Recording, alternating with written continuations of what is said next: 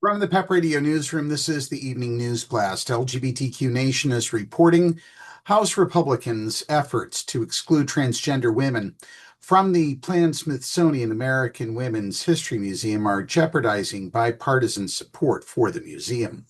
Last week, the Democratic Women's Caucus and House Democratic Caucus sent a letter to House Speaker Mike Johnson, the Republican, urging him not to bring an amended version of H.R. 1329, the Smithsonian American Women's History Museum Act, to the House floor for a vote, the Advocate reports. According to the letter, the original version of House Resolution 1329, introduced last year, had bipartisan support with 127 Democrats and 103 Republicans co-sponsoring the bill.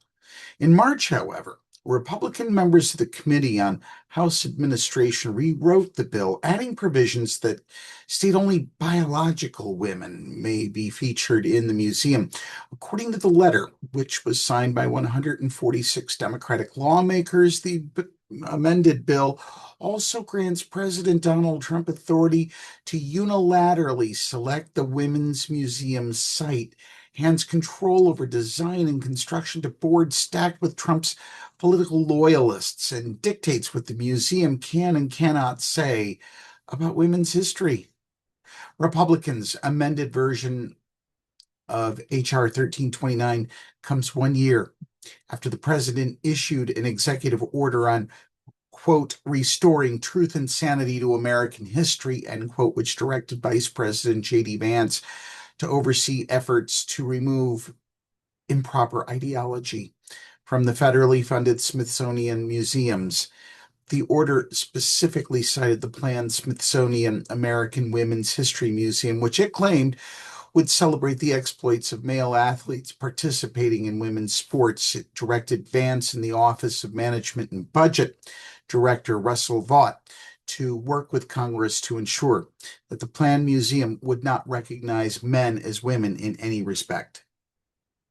In their April 16th letter to Johnson, Democratic lawmakers say that the biological women provision is clearly intended to target transgender women and girls, but that it also invites arbitrary enforcement and could be used to challenge the inclusion of any woman or girl a politician deems not feminine enough.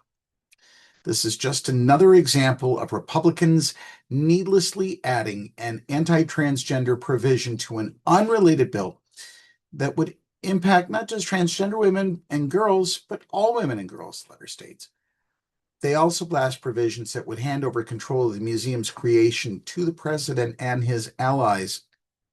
The design and location of a museum about women fought for and supported by women should not be controlled by one man and his loyalists, particularly not a man who has been found liable for sexual assault and regularly denigrates women based on physical appearance, among other repulsive behaviors. American women deserve better. The American people deserve better. Democrats say that the sudden decision to fundamentally rewrite House Resolution 1329 undermines years of bipartisan work and changes both the bill and the future of the museum. The work to establish the Smithsonian American Women's History Museum has been rooted in the joint conviction that women's history and women's stories are central to the identity of our nation, the letter says. The 11th hour amendment not only wipes out years of hard-fought bipartisan progress, but also threatens our support for the bill.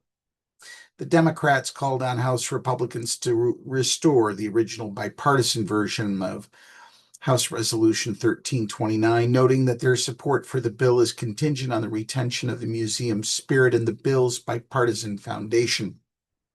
Absent those conditions, the letter states, we will be compelled to oppose the politicized version of H.R. 1329 on the House floor.